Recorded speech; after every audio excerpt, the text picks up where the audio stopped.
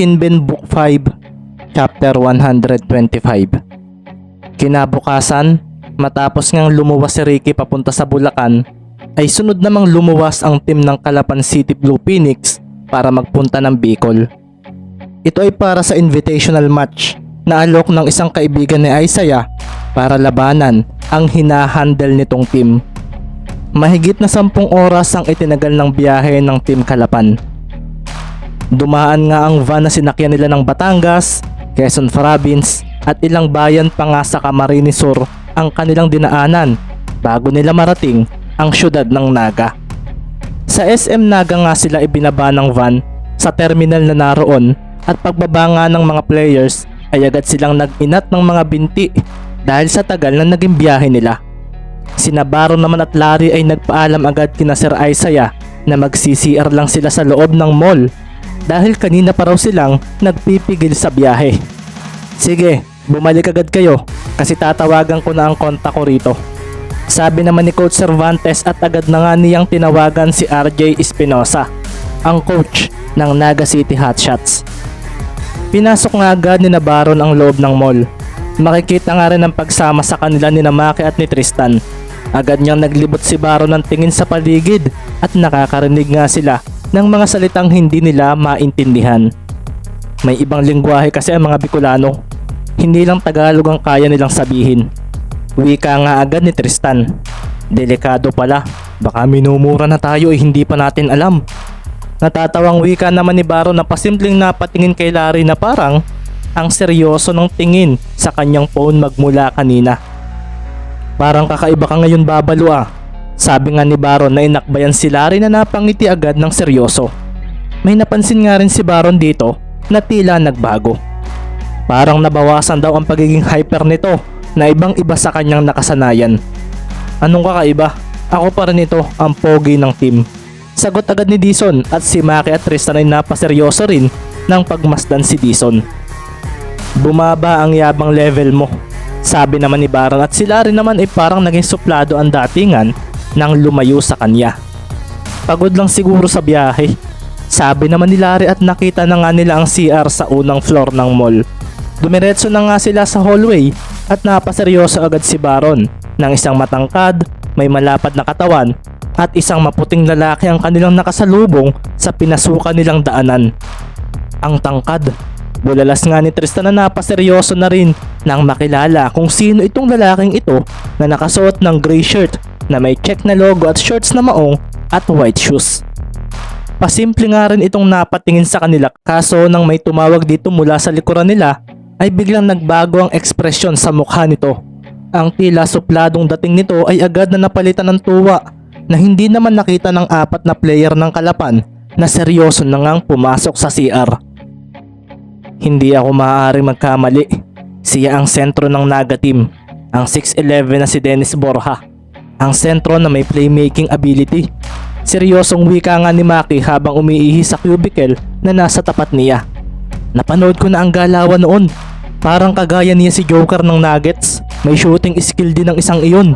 Dagdag pa nga ni Tristan na natapos ng umihi at nagpunta na sa lababo upang maghugas ng kamay. Samantala, mula naman sa labas, sa entrance ng mall ay bigla ngang huminto rito ang isang kulay pulang minibus na may logo ng Naga City Hotshots. Dito na nga bumukas ang pinto nito at agad ngang lumabas doon ng isang lalaking naka-polo shirt na tila kaeda rin ni Isaiah Cervantes. Long time no see, Isaiah.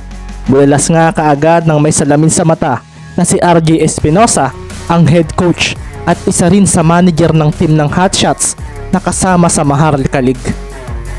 Napangiti rin naman si Isaiah nang ito ay makita. Agad nga niyang sinalubong ito at nagyakap sila ng bahagya. Physically fit ka pa rin, Isaiah. Mukhang alaga mo pa rin naman ang katawan mo after mong tumigil sa basketball. Wala nag-retired ka kaagad. Di sana ay nakabawi man lang ako sa iyong pagtalo sa akin noon. Dagdag pa nga ni Coach Espinosa na ikinailing naman ni Isaiah. Ganoon talaga. Pero ang importante ngayon ay kasalukuyan. Sagot naman ni Isaiah. Si RJ naman ay napatingin sa mga players na kasama ni Cervantes. Sayang wala si Mendez. Iyon pa naman ang gustong makalaban ng bata ko. Wika nga ni Coach RJ na makikitang may kasama pang panghihinayang. Doon na nga rin dumating si Navarro na nagmula sa loob ng mall matapos umihi. Sayang kasi ang opportunity para sa batang iyon. Isa pa, nandiyan naman si Maki Romero. Hindi pa ba iyon sapat sa iyo? O baka naman nahihinaan ka sa team ko? Papahinang wika nga ni Isaiah at si RJ ay marahang napatawa. Malalaman natin bukas, Isaiah. Excited pa rin naman akong ipalaban ng team ko sa dalawang players. Wika na nga lang ni Espinosa at dito na nga niya sinabing sumakay na ang mga ito sa bus para madala na sa kanilang pansamantalang magiging bahay habang nandito. 3 araw nga ang itatagal ng Team Kalapan sa Bicol. Ngayon, bukas na kung saan gaganapin ang laro ng dalawang team at ang 4 araw na kanilang magiging pag-uwi. Nang makasakay na nga ang lahat, ay dito na nga umandar ang minibus na iyon ng Team Naga. Dinala sila nito sa tutuluyan nilang hotel na malapit lang sa Jesse Robredo Coliseum. Huminto nga ang bus sa harapan ng CBD Plaza Hotel na nasa harapan ng Bicol Central Station. Sa ibaba nga ng gusali ng hotel ay makikita rin na may ilang mga establishments at mayroon nga ring 7-Eleven doon. Pumasok nga si Coach RJ sa loob at kasunod nga niya ang Team Kalapan. Pagdating nga ni Espinosa sa may front desk ay agad na nga kumilos ang mga nakatao roon para ibigay ang mga susi ng rooms na uukupahin ng mga kasama niya. Tayo na, sabi nga ni RJ at si Isaiah ay natuwa dahil ito pa nga mismo ang nag-asikaso sa kanila. Hindi nga sila nahirapan sa kabila ng pagiging gamit ng pagiging Bicolano ng mga nakikita nila. Pagdating nga sa second floor ay doon na nga sila pumunta sa mga reserbang rooms na si Coach Espinosa ang nag-asikaso. Alam kong kailangan ninyo ng pahinga dahil sa biyahe kaya take a rest. Bukas pa naman ng umaga mangyayari ang game natin. Isaiah, tatawagan na lang kita mamayang gabi. Kaya mo bang mag one battle tayo? Tanong nga ni RJ na agad na ikinangiti ni Isaiah. Pinapatigil na ako ng mga anak ko na uminom. Kaya baka pas ako kapag magiinom tayo. Sagot nga ni Cervantes. Kumain na lang tayo. Napangiti naman si RJ Espinosa nang marinig ito kay Isaiah. Siya, sige, kumain tayo sa isang alam kong local resto rito na may masarap na Bicol Express. Wika na nga lang ni RJ na gustong makausap si Isaiah ng personal. Gusto niyang magkwentuhan sila na parang kagaya lang noong mga panahong silang dalawa ay magkalaban pa sa mundo ng basketball sa Region 4. 4 na kwarto nga ang inilaan para sa team ng Calapan City. Kanya-kanya na nga sila ng higa na kanina pa nilang gustong gawin. Sina Marky nga at Shaquille ay agad na nakatulog na ikinailing na nga lang ni Mover Flores na kasama nila sa kwarto. Naririnig kasi niya ang hilik ng dalawa sa loob. Samantala, si Maki naman ay makikita ang kausap ang kanyang asawa habang nakatayo sa may harapan ng bintana ng kanilang kwarto. Makikita naman nga si Baron at Martin na natutulog na habang si Larry naman ay marahang napangiti nang mabasa ang message ng kanyang butler. Nasa bahay na raw nila ang kapatid ni Lisa. Ito nga ang inasikaso niya nang bumalik siya ng Kalapan mula sa Palawan. Nagpunta siya ng Marinduque upang makausap si Christine, ang kapatid ni Lisa. Ilang araw nga siyang naroon upang makumbinsi ito. Mabuti na nga lang daw at tinulungan siya ni Ron Macapagal noong nandoon siya. Salamat senyorito, pwede na akong mamatay. Message nga sa kanya ng matandang butler niya. Tumigil nga po kayo sa ganyan, malakas pa kayo. Kapag wala ang magulang ko, ay kayo na ang tumayong parang tatay ko, lolo o kung ano. Reply naman ni Larry rito. Kaya hindi pwedeng mamatay na agad kayo. Gusto ko rin ikasan ng buhay pa kayo. Dagdag pa nga ni Larry at napatingin pa nga siya sa malayo nang makita ang masayang mukha ng kanyang butler nang makita na nito ang kanyang anak na si Christine. Nagpasa kasi ito ng litrato sa kanyang messaging app. Paano naman kasi senyorito? Hindi kayo naghahanap ng ayos. Tumatanda na rin ako. Nakakahanap din po ako. Malay ninyo, galing dito sa Bicol. Pabirong reply pa nga ni Larry at agad naman siyang nireplyan ng kanyang kausap. Ganyan din senyorito ang sinabi ninyo sa akin about sa Palawan. At wala pa rin. Magabang lang kayo, makakabingwit din ako. Dagdag pa nga ni Larry sa kanyang kausap. Gusto ba ninyo senyorito na itong anak kong si Christine ang ipakilala ko? Wag na po, sagot agad ni Larry na pasimpleng napatawa. Suplada raw kasi ito at ibang iba raw ito sa kapatid nitong si Lisa kung kumilos. Siguro oras na rin para baguhin ko ang mga gestures ko. Pati ang pagyayabang ko na pogi ako. Sabi pa nga ni Larry na napatingin kay Maki. Ano kaya ang feeling noong nag-a-update? Pero dapat basketball na lang ang isipin ko. Sabi pa nga ni Larry sa kanyang sarili na napahiga na nga rin sa kama upang magpahinga. Kinagabihan ay natuloy nga ang pagkikita ni na RJ at Isaiah. Makikita nga si Cervantes na panay ang sipol dahil sa kinain niyang Bicol Express. Tila naman normal na kay Espinosa ang ganitong lasa. Ilang taon na rin kasi siya rito sa Bicol, kahit na hindi ito ang kanyang hometown, kundi ang Cavite. Kasama nga rin ni RJ ang kanyang player na si Jorvan Cervantes.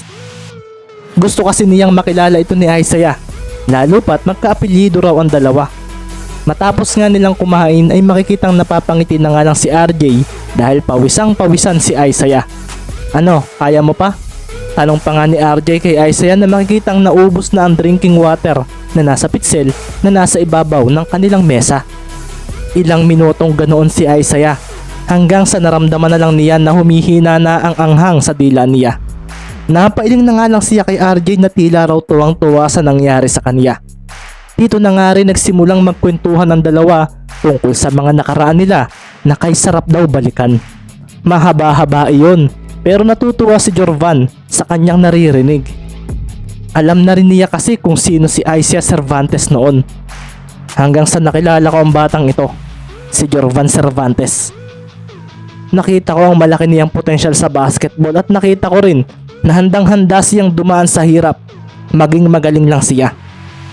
Itong last performance niya sa Maharlika, napukaw agad ito ang atensyon ng lahat dahil naging maganda lalo ang stats nito kung ikukumpara noong nakaraang season ng Maharlika.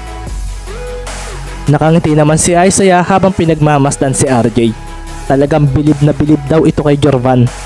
Parang kagaya lang din ng pagkabilib niya kay Ricky nang mapanood niya ito. Sayang at hindi magkakaharap si Jorvan at si Mendez. Excited pa naman itong kasama ko na mangyari iyon. Ilang buwan na lang naman at magsisimula na ang Maharlika League. Baka doon magkaharap na sila. Ang mas matindi pa ay official game na iyon, kung kaya mas magiging maganda iyon, hindi ba? Wika pa nga ni Isaiah na kinatango naman ni RJ na napatingin kay Jorvan. Nandoon pa naman si Maki Romero. Dagdag pa nga ni RJ na ikinangiti ni Isaiah. Mukhang nag-research ka na sa mga players ko, ha? Wika naman ni Isaiah. Alam ko namang ganoon ka rin, Isaiah. May ngiti namang winika ni RJ. At tila nagkakaroon na nga ng pagdalaban ng presensya sa pagitan ng dalawa ng oras na iyon. Tingnan na lang natin bukas, RJ. Sambit pa nga ni Isaiah na makikitang excited na sa mangyayaring laban ng kanilang mga teams bukas. Kinabukasan, makikita nga ang pagdating ng mga tao sa Jesse Robredo Coliseum. Kumalat na kasi sa buong Naga ang mangyayaring laro ngayon. Kilala nga rin ng mga fans dito na mahilig mangantsaw ng kalaban, kung kaya isang malaking pagsubok ito para sa mga low-tempered players ni Coach Isaiah. Pagpasok pa nga lang ng team nila sa loob ay sinalubong agad sila ng buo ng mga naroon. Siyempre, makikita nga kaagad ang maangas sa pagkilos ni Baron Semeron.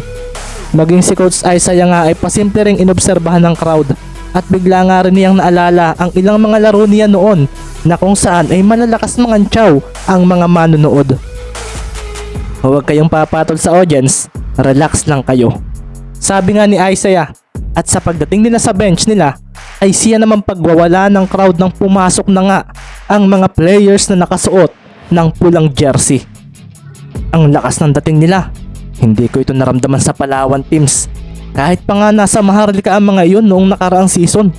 Sabi naman ni Mover Flores na seryosong napatingin sa player na may numero 30 sa likod ng jersey, si Jorvan Cervantes. Matikas nga na nakatayo ang team ng Hot Shots at nang magsimula ang warm-up ay mas lalong umingay ang crowd at ang kantsaw para sa mga taga-Kalapan. Ang iingay ng mga ito mukhang ang mga ito ang masarap patahimikin sa ganitong laban. Sabi nga kaagad ni Baron na hindi man lang daw kakabahan sa mga manonood. Nang magpunta nga sa gitna ang mga players ay mas lalong bumigat ang atmosfera sa loob ng court. Maliit kung pagmamasdan ng team ng Kalapan, pero hindi raw ito iniisip ng mga players ng Naga. Maglalaro pa rin daw sila ng base sa kanilang experience at sa utos ng kanilang coach. Dito na nga rin nagpunta sa gitna ang dalawang sentro at ang starting five ng magkabilang teams. Nagsimula na nga kagad ang laban sa pagitan ng mga ito. Nagwala na nga lalo ang mga manonood dahil ilang minuto pa nga lang na nagsisimula ang unang quarter. Ay lamang na ng 15 ang Naga City sa score na 2-17. Hindi nga makapuntos ang team ni Isaiah at maging sina Maki at Carlo ay hindi man lang makagawa ng opensa dahil sa kanilang mga bantay. Hindi lang iyon, lalo nga rin lumalakas ang kantsaw at pangaasar sa kanila ng mga manonood at naging dahilan nga ito upang tuluyan na ngang mapakuyom ng kamao si Baron Semeron.